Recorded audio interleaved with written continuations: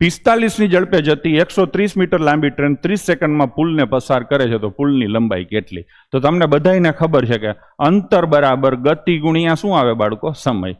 અંતરમાં ટ્રેનની લંબાઈ એને આપી છે 130, બરાબર ને? અને પુલની લંબાઈ કેટલી આવે? p બરાબર ગતિ કેટલી લખવાની? 45. આપણે તો ખબર જ છે 45 લખ્યા એટલે 5/18 ઠપકારી જ દઈએ છીએ. અને સમય કેટલો છે? તો કે સમય 30 સેકન્ડ છે. ક્લિયર છે બાળકો? 9 ઉડે તો 5, 9 ઉડે તો 2, અને 2 ઉડે કેટલા આવે? 15. ડન છે? 15 ગુણ્યા 25 એટલે 375 થાય. 375 માંથી 130 ને આ બાજુ તમે બોલાવી અને બાદ કરી નાખો તો 375 માંથી 130 જાય તો 245 જવાબ આવે. તો ઓપ્શન એ તમારો જવાબ થશે. 45 કિલોમીટર પ્રતિ કલાકની ઝડપે જતી એક 130 મીટર લાંબી ટ્રેન 30 સેકન્ડમાં એક પુલને પસાર કરે છે તો પુલની લંબાઈ ગોતો. રાઈટ, તો આપણું સૂત્ર છે 5/18 વાળું, પ્રેમથી લગાવી દો. 5/18 ના 5/18 ગુણ્યા ઝડપ કેટલી છે? 45 કિલોમીટરની.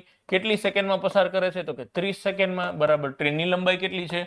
130 પ્લસ પ્લેટફોર્મની લંબાઈ તમારે ગોતવાની છે.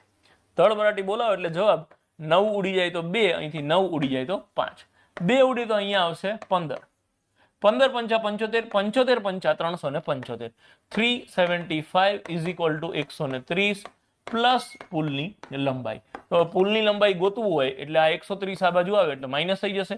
375 માંથી 130 જાય તો જવાબ આવશે 245. 245 ઓપ્શન એ આપેલો છે is the correct and final answer.